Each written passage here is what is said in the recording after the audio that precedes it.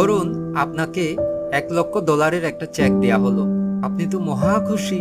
ওই চেকটা নিয়ে আপনি ব্যাংকে গেলেন এবং যাওয়ার পর সেখান থেকে বলা হলো অ্যামাউন্টটা তো অনেক বেশি, তাই এটা প্রসেসিং হতে 1 সপ্তাহ সময় লাগবে।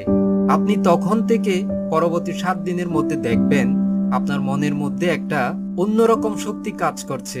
নিজেকে নিজে অনেক ধনী ভাবছেন, কিন্তু বাস্তবতা হচ্ছে আপনার পরিস্থিতি কিন্তু একটুও বদলায়নি। তবুও আপনি সেই পজিটিভ ইমোশন গুলোকে ফিল করতে পারছেন। কেন এমন হচ্ছে?